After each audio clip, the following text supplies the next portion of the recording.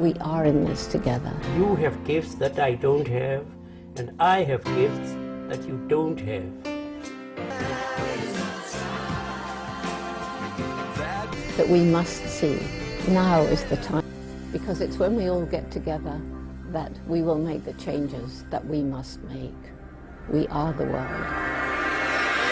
Welcome to Malcolm and We, a streaming service that brings you all sorts of exciting shows. And this one basically is with We the World. I got it right. I usually say We the People, but now it's We. But it's We the World, who's an organization that helps and nurtures groups around the world to make this a better place to live. And Yana, tell us who our guest is today. Yes, thank you, Malcolm. Today we have Mary Aguilera, and she is a friend. She is working with the Ohio Valley Allies, and they work on petrochemical issues. She's an environmental and social justice chair for Sierra Club Ohio, and she's a producer of Tackling the A to Z Impacts of Plastics and Petrochemicals digital series, which we're going to want to hear more of. And as I mentioned, she's a friend. I met her through working with the Poor People's Campaign, and she is a major mover and shaker with that. Welcome, Mary. Thank you for being here. Oh, it's such an honor to be here in space with you always. Thank you. It's good to see you. And you're in Florida. I am sunny Florida. Yeah, I feel very, very blessed to be here. Splitting your time between Ohio and Florida. I am. Yeah, and through the wonders of Zoom, I'm able to still, stay active and relevant, I guess is a good word. I'm always amazed by Zoom. I'm in Los Angeles, Yana's in Ohio, and you're in Florida. Yeah. And instantaneously we're talking to each other. Yes. Yep. It's amazing. And to people all over the world, which is what I do with my job. So that's really amazing. So talk about I say it's definitely like herding cats when you're trying to schedule a meeting with people, two more people who have busy schedules but are in drastically different time zones. And don't even get me started on New Zealand. That is impossible. It always blew my mind that I could talk to someone that's living in Friday, and I'm in Thursday. Yeah. It's so weird. It's weird and enough. I'm always tempted to see if they know the future. In a sense, they do. That's great. Anyway, Mary, tell us a little about yourself. So, I've been very fortunate to have grown up in New Hampshire, and that's where I spent my formative years, and then started a family. We moved to Ohio, and I was in education for Cincinnati Public Schools for like over 20 years. But then I started to have more time to be able to basically, I'd say, come up for air. I had been working 3 jobs and trying to take care of a family and really gave my job 110% working with a Spanish immersion program for Cincinnati Public Schools. And Mom came to live with me, and I had, I made a conscious effort to spend time with her, and that also gave me time to just kind of take a look around at what was going on in the world. I came out of survival mode in a sense, and was like, oh my gosh, what the heck is going on? And so about that time, I had started to shift some priorities, and I heard this amazing speech by now Bishop William Barber around the intersectionality of all the issues, poverty, racism, militarism, and it really it changed my life. You know, I heard, as I say, I heard my name called, and to that movement, the Moral Monday movement. And I said, you know, whatever that man is doing, I need to be a part of it, because it spoke to every cell of my body. You know, like I just was like, I knew that his words were a reflection of what I had always, you know, felt and cared about. You know, like and the way he spoke about bringing everyone of all, you know, ethnicities, colors, genders, you know, that for me, that was the key, was bringing. Who's this again? So this is Bishop William Barber II. Bishop William Barber? Barber, Barber. The second. Mhm. Yeah. So Yeah. go ahead. Yeah, I haven't heard of him, but that's Yeah, so he was the president of the NAACP in North Carolina, and began the Moral Monday movement. And he is now the co-chair of the Poor People's Campaign, the National Call for Moral Revival, with Reverend Dr. Liz Theo Harris. So I'd yeah. love to have him on if you could give Ayana maybe a contact. Yeah, I've been trying. We've been trying for years, haven't Yeah. we? Yeah. He's a busy guy. Keep on He's a trying. busy guy. He just started a theology and public policy center for Yale, which for me, I am just ecstatic, because I think it's a game changer. It's a game changer, knowing that these young minds and older minds, in all minds, will have access to this man, and not just him, because it's also the team of people that work with him. So for me, he's a really big man. He's a large man, and his personality and his charisma is even bigger. And when he speaks, everyone listens. He's amazing. he's a wordsmith. Yeah, a wordsmith. Yes. The way he, you know, he's a historian.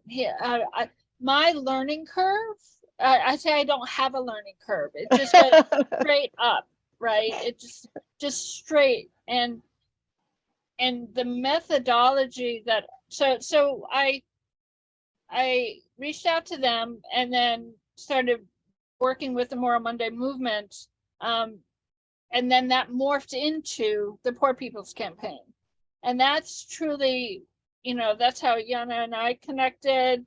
And the methodology of the Poor People's Campaign, the way they organize, the way they, you know, every time he opens his mouth, or Reverend Dr. Liz Theo Harris opens her mouth, they're teaching, they're educating, they're informing, they're modeling. And I literally like became immersed in that culture, and that has literally it flows.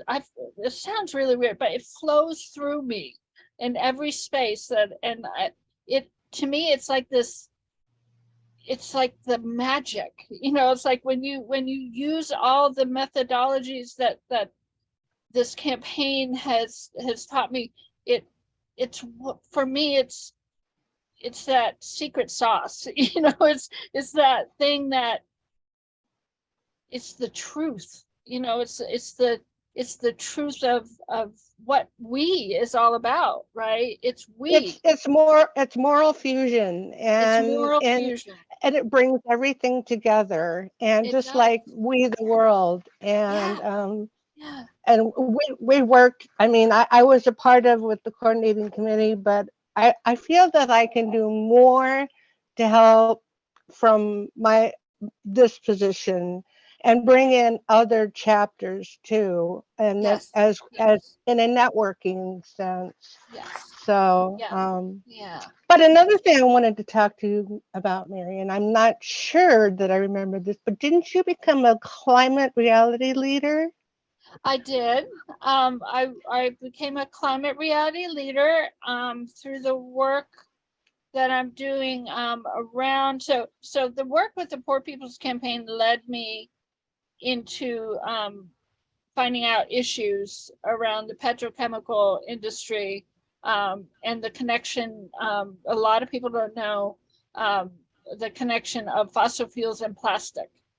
So most fracking, a lot of the gas from fracking is used to make single-use plastics, not for heat. It is used for heat, but most of it is used to make single-use plastics. And the petrochemical industry was trying, and is still trying, to set up shop in the Ohio River Valley because of the natural resources that are available. The amount of natural gas that's available to be resourced, and it's apocalyptic, and I'm not exaggerating. Oh, I know, because I just went through the training with to become a climate reality Oh, leader. wonderful. Yeah, I just Okay, finished, I have my certificate and everything. I okay, just finished it up with Al Gore, okay. and I was thinking, I mean, there's so much there. And for me, it's going to be about bringing people together again, the networking, and so I just wondered if you had any ideas about how we could really work together, because environment is a big thing. It's a very big thing with Rick Altick with We the World, and there's just Yeah, so much we need to do, so much we can do. yeah, And so, and I mean, it just all goes together. And your Sierra Club yeah, connections, oh boy. yeah. So, and climate reality, so there's a several years ago, actually, well, I think we're in our fourth year.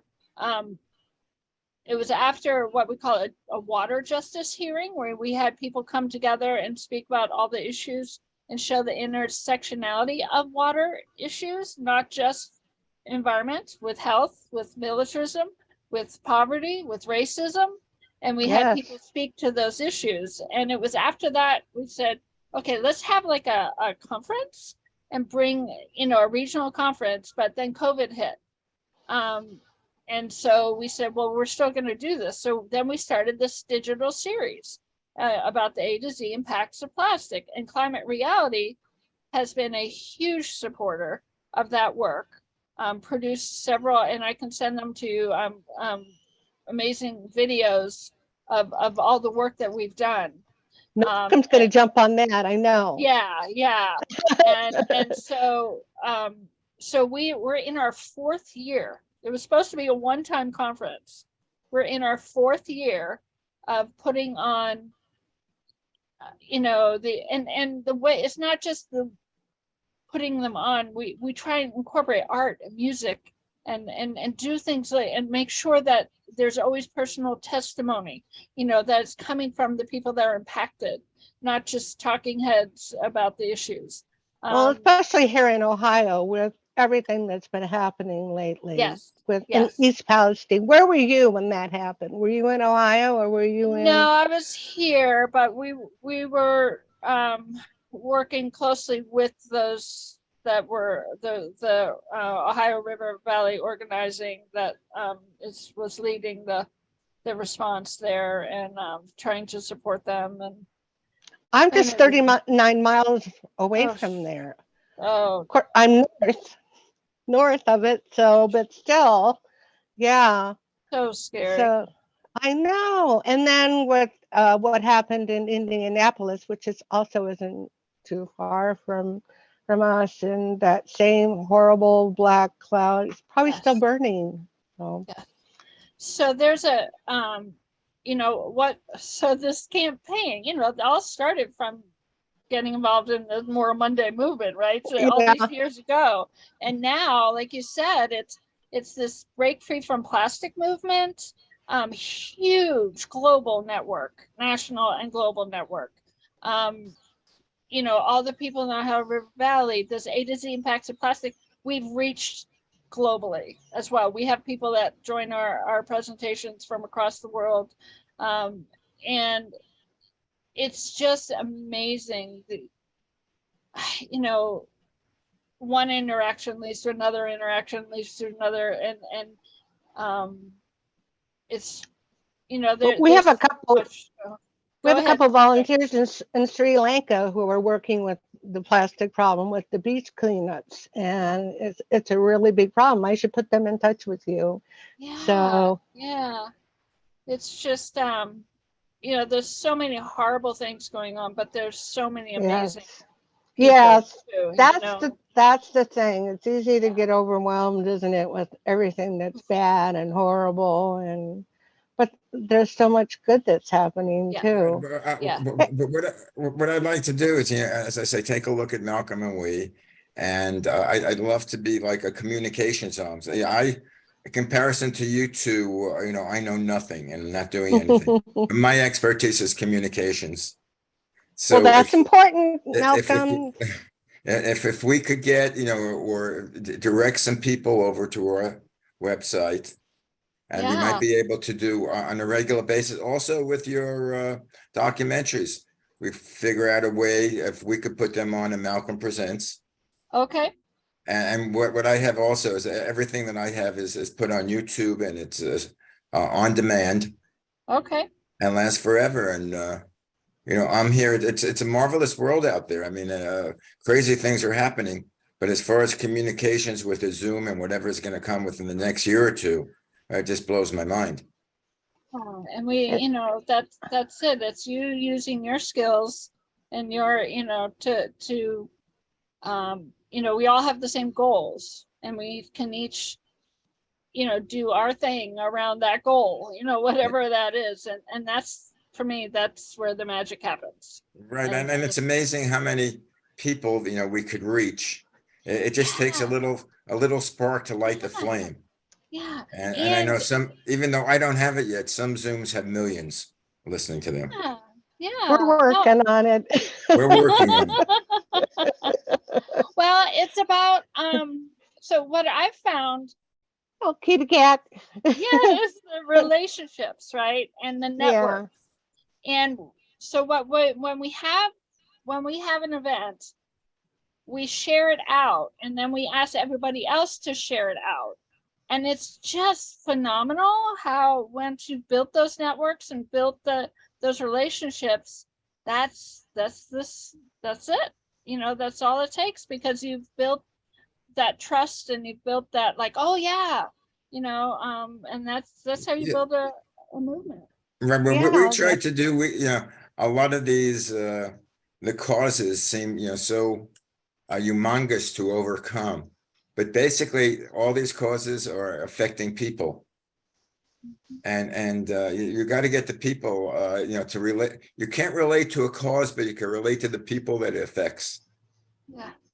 And that's and to get them up on close-ups like this. Yeah. Yeah.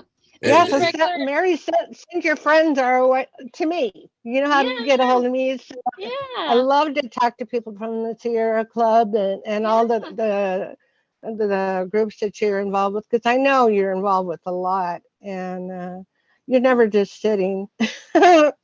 Even though you're sitting right now, you're still interacting. But it's only a half hour. That's only a half hour, right? Yeah. And I'm sure in your mind you're multitasking some things. Yeah, for me, actually, what I'm trying to learn is to be present in the moment, and really change this. My kind of theme this year is around healing and restoration, and I've been so blessed. I participated in this amazing retreat. Actually, she would be fascinating for you to enter. Oh yes, definitely. I need to get you in touch with Lydia. Where is she? Send her my way. It's called the School for the Great Turning. Oh. And oh yeah. Oh yeah. And it was a retreat I went to, and it's about connecting with your heritage and using that, everyone telling their own story, and then each having their own ability to tell their own story, and then fusing, right? The fusion of those stories, and say, oh, well, that story is in my culture too, right? And then you start to see the similarities, and that's how we can de-mechanize, because there are a lot of this is some of what she's taught me, and stuff she's really helped me connect the dots around things of everything is becoming mechanized, and we're losing that the storytelling, and we're losing our indigenous ways. We're all indigenous to somewhere, and it's about the humanity, seeing each other's humanity. That's what, and I have that community of care. Like for me, building a community of care in every space that you go to, that's what's going to counteract all these negative things, and it's going to de-mechanize, and help us reconnect. And so she put me onto this. So the work that she does came from work, Joanna Macy, and she'd be another amazing person. It's called The Work That Reconnects, and it's just fascinating, and that's what's so cool. Go ahead. So you were talking about the commonalities of certain cultures and how we can connect. There's a story. Have you seen Fiddler on the Roof? Yes. The musical Fiddler on the Roof, Our of favorite. course, is in Shtetl in Russia. But the play has been successful in all parts of the world. Exactly. And the producer, and I'm forgetting his name, was in Japan to see the show. Okay. And one of the prime ministers, one of the top government officials, came up to him and says, "Oh, is this play big in America also?" And the producer said, "Oh yeah, we started here." And she said, "Well, it's funny. I didn't think this is so Japanese." Oh, funny. And in every country that it was, because basically it's about people. This thing was about generations, one generation separating from another. Yes. Yeah. Exactly. And how do you keep both? How do you keep your old traditions, but yet go on to the future? Yeah. Yeah. And this is what communication. Where do you draw the line? How much can you change before you change too much? Well, that's what Tavia, by the way, the actor, Chaim Topol, just passed away a month or two ago. But anyway, one of his lines were, he had the three daughters, and two of them went off, but the third one, and he forgave them because he said, I could bend a little. The third one married a Russian out of the religion. And he couldn't forgive her. And he said, how far can a tree bend before it cracks? But it was, you can only bend so much. It turns out he could bend a lot more. Because of love. Because of love. Because of love. It's leaving. Which has to be unconditional. Which I'm doing now. I have two boys, 28 and 26. And I'm watching them grow. I remember back when they were in elementary school, when they were in high school, when they graduated college, and I see the growth of them now that they're working and on their own. And I never wanted them to move out of the house, but I knew this was a progression to be independent. Yeah, it's hard. My kids are older, and I just look at them and I'm amazed at who they have become as adults. And boy, I get really nostalgic for when they were little, Well, part of the nostalgic is I remember when I was young. Yeah, I remember that too. And I wish I could sometimes press a button and go back in time. But you'd want to know what you know now, right? So you'd know what. I don't know if I want to know what I know now. Go down that road. That's a bad road. But parts of the things with this show, I want to make all those issues real. what you're doing real, not hypothetical, not happening in a foreign country, not theoretical. Yeah, It's and how it affects also that people. one person can do a lot. It doesn't have to be. I mean, you could be a spreadsheet queen like Mary is, and right there is an amazing, wonderful thing. You don't have to be able to go talk to everybody and do all these presentations. You can just do this little thing. Mary, where can people contact you to find out what you're up to? I can, should I read out my email? Read out your email if you want people to email you, or if you have Sure. websites that you want them to go to. Sure. It's Aguilera Mary M @gmail.com. So it's AGUILERAMARYM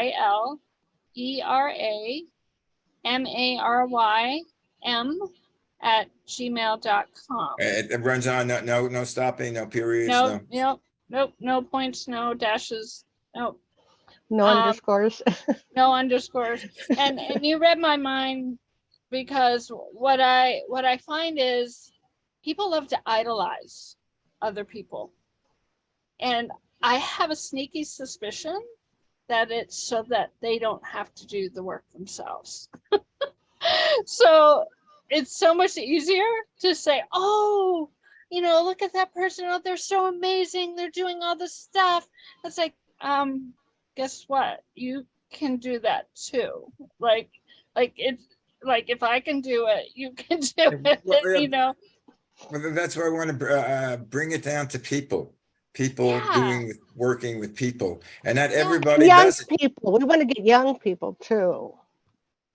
Oh, And definitely. Climate Reality is really good about that. Like we work in Sierra Club. Like I've been working with some amazing young, like if I had half the sense that they had, if they're age, I was like, wow. Well, But go ahead. Sorry. the only thing age gets you is experience. But as far as being the person, it doesn't matter how old you are, young or old. If I mean, the word is sort of sentimental. People have heart, have knowledge, have thirst for knowledge. Yes. And passion. And passion. The only thing us older folk can do to give them is some experience. But some experience that we have is negative. Yeah. And it's hard not to say, oh, well, don't do this. Right. That you almost have to bite your tongue, because maybe they'll do it and become successful doing it. Right. Oh, that's definitely what I found working with, especially some older environmentalists that have, oh, we tried that already. Yeah. Oh, we did that already. Oh, that was 30 years ago. Like, come on. Like, give me a break. What blows my mind, again, I don't know how old you are, but someone mentions 1990, and that seems like a little time ago, but then you realize it, 1990 was 33 years ago. I think there are 4 generations. I know Gen X, X. Yeah. That are, I don't know what it's amazing when I think, oh, my silverware is 30 years old. It's like, gosh. What generation are we on? What are the new generations, Oh gosh, there's all sorts of Bring names. it on, I say, bring it on. Yeah, X and Z and. Anyway, Mary, we're reaching the end of our show. It's about a minute and a half go. Is there anything that you want to mention that? I just, kind of some of what we've been talking about, like whatever, just want to ask people, not to look to other people for inspiration, like whatever drives you, whatever is you're passionate about, whatever, being your authentic self and not being afraid to show up. That's what I have found has made all the difference in the world. And I know it's hard, but when you do that, you find other people that are doing that, and then it's easier, and then you find each other, and then you can, like you said, Malcolm, it's about just connecting with the people and going against you know, the norms that disconnect us and bring us together. It's my goal, you know, is to and just so thankful for the work that you're both doing to do Well, that. sometimes it just clicks. Like I met Mary through a phone call, and basically I responded to an email, and it went from there. Look where we are now. So Yeah, Well, the whole thing, you can't be afraid to take the next step. exactly. And, Yeah, and as I've lived it, and as I get older, it's not the sins of commission that I regret. It's the sins of omission. Yeah. Of what I hadn't done when I had the opportunity to do it. Under that note, Mary, Ayana, it's great seeing you this week. And Ayana, I'll see you next week. And Mary, any ideas that you have, speak to Ayana or give me a call. yeah, And yeah. make believe I'm just a tool that can be used in the greater fight. Wonderful. That's Thank you very fabulous. much. he's a nice tool too. Thank you very much, and thank you for all your work. All right, take And have care. the- Thank you. Thank you, Mary. You've been Okay. listening to Malcolm and Me. Me or on malcolmpresents.com. Our shows are on demand and archived, so you can see all the back shows and take a look at the rest of my network, which I'm trying to do a streaming network. All right. Peace be with you, my children. Bye. Bye. The objective of the organization We the World is to facilitate cooperation on a global scale amongst groups and individuals dedicated to implementing solutions to the many challenges we face on the planet at this time.